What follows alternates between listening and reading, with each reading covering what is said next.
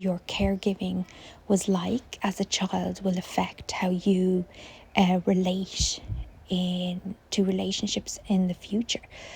This is such a framework to understand other people as well. You see how helpful this could be to avoid arguments? Do you see how helpful this could be to form a really healthy, securely attached relationship? And how Hi, I wanted to make a video on a very, very important topic. This has really changed my whole framework of how I relate to other people. It's called attachment theory. So, it's like psychologists have studied and looked at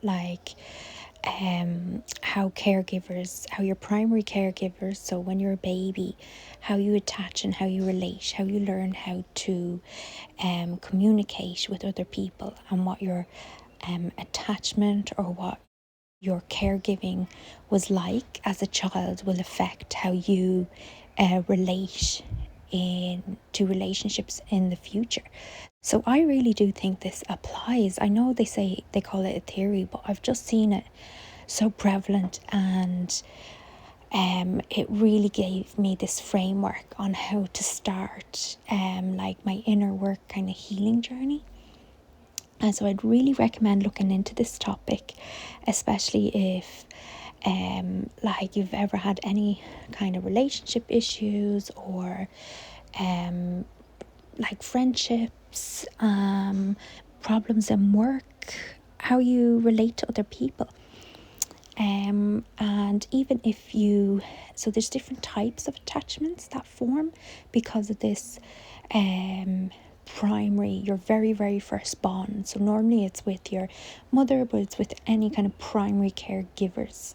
So it's normally your parents or whoever was really looking after you in those first 2 to 3 years of your infancy. It gives you such a framework to understand other people as well. And I just find it all really, really fascinating, and it's really, really helped me.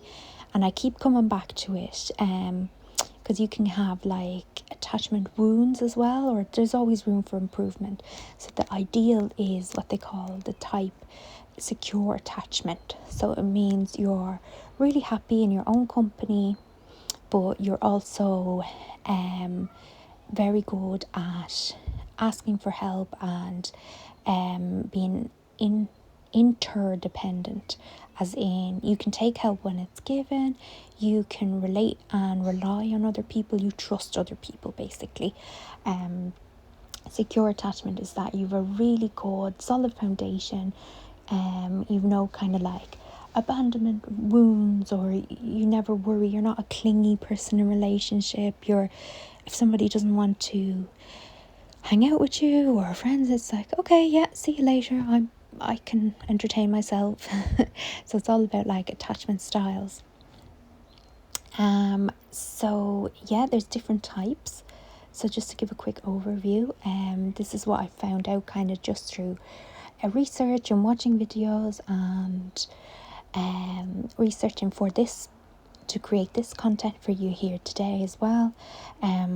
So there's different types. There's the secure attachment, which I talked about. That's the ideal, a really healthy person. You can see if somebody is emotionally healthy by their quality of their relationships around them. Well, this is what psychologists say. So let me know if you agree with that statement in the comments below, and if you've ever heard of attachment theory. And let me know if it's helped you in your relationships as well. It's really helped my confidence, learning about yourself, that self-awareness. So yeah, there's different types. So then there's secure, then there's anxious.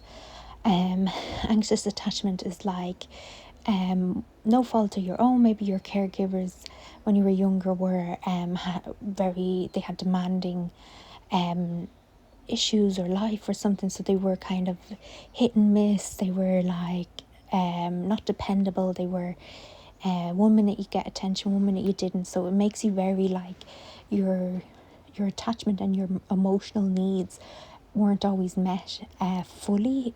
People weren't always in tune with you. So maybe you were very like, you're anxious, you're like, you don't know if it's coming or going, you don't always trust people, it actually makes you like really clingy, and you can be prone to this concept called limerence.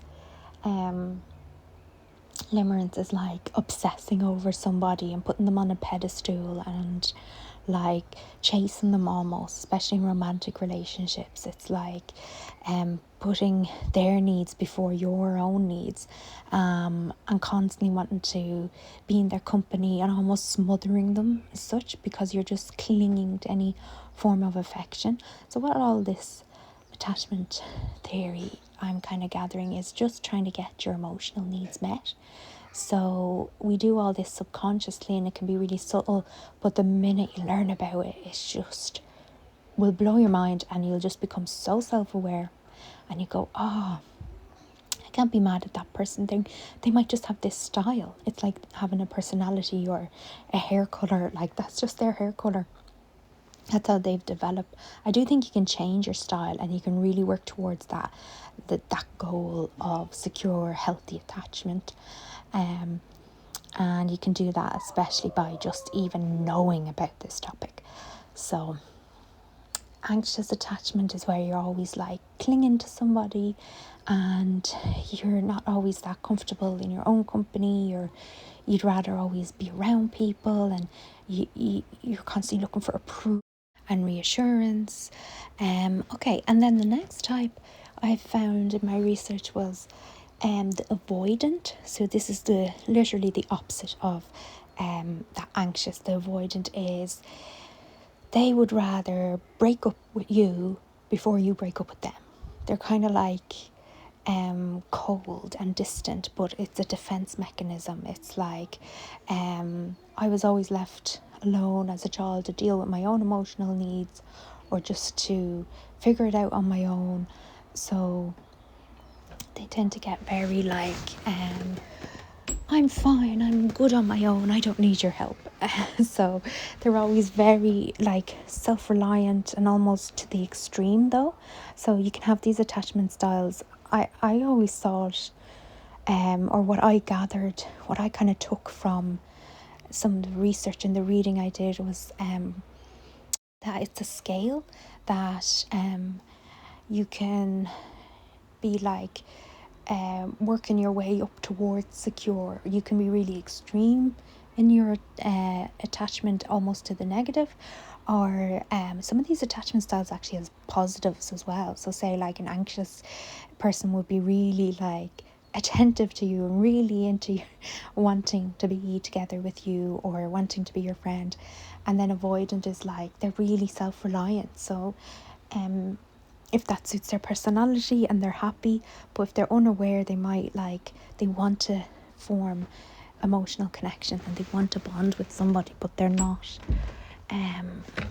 really being able to connect. There's like this numbness there, there's like this coldness, there's no warmth to their personality, but they want to. So if they became aware that that's their attachment style, that maybe they have to like meet halfway, go out on a limb a little bit, and like overcome that, to like fall in love, you have to take a little bit of a risk, but there's a huge reward at the end. So it's worth risking your feelings getting hurt and trying to get close to somebody, because the reward is just so, of true connection, is just so valuable to your life.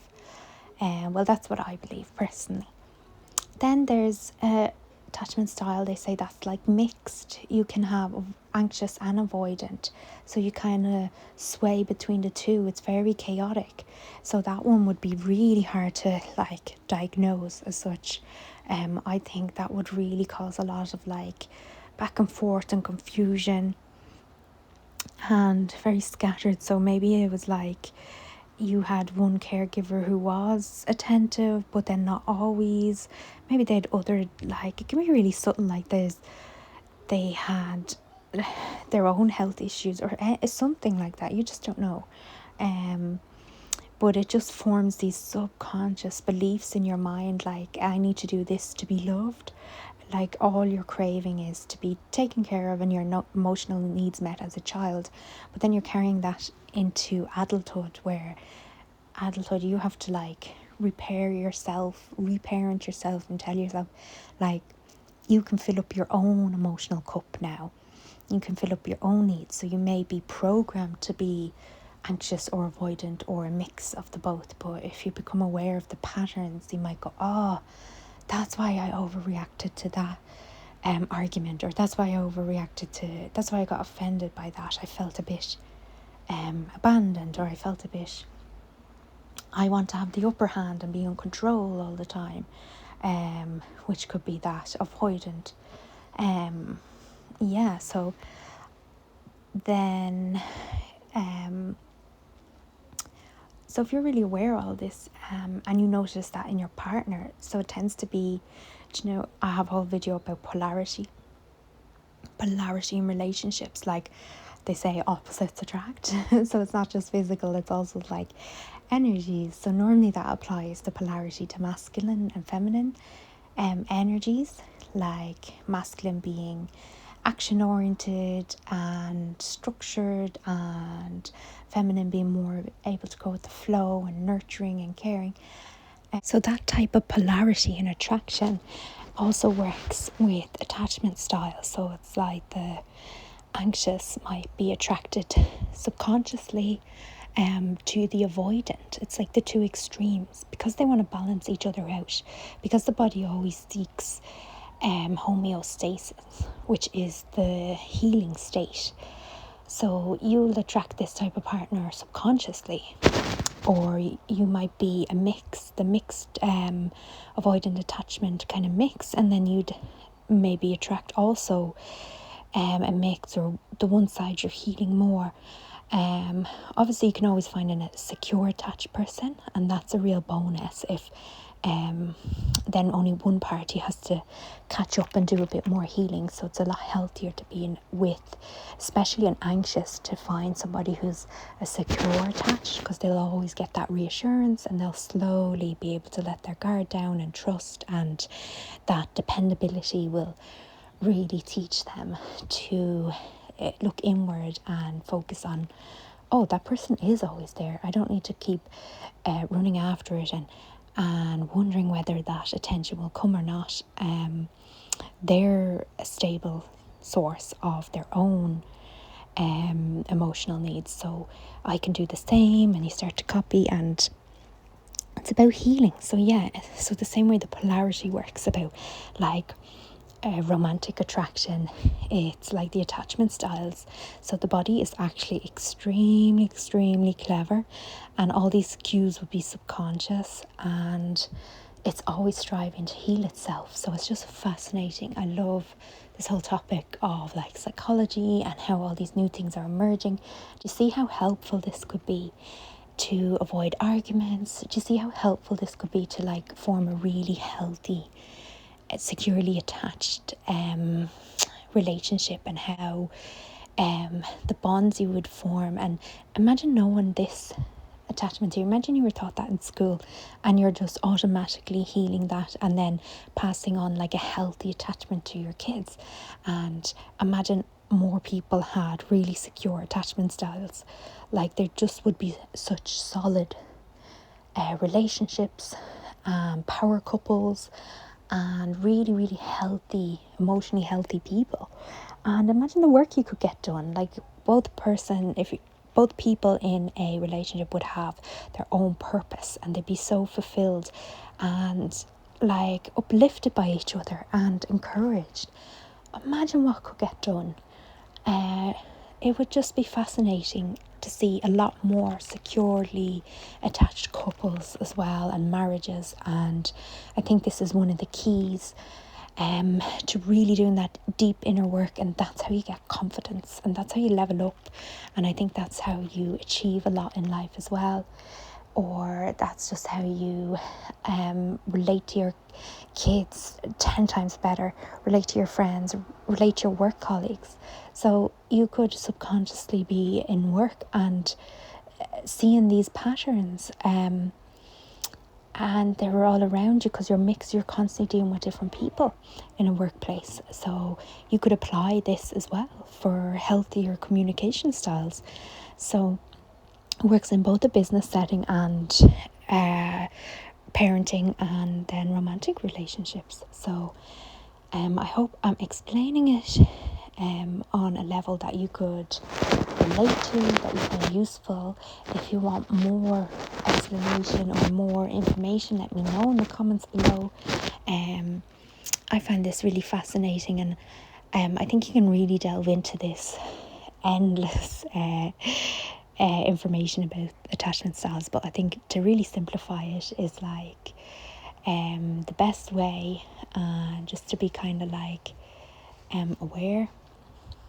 So I hope you find that helpful, and share the wisdom, how any tips you've come across to help each other.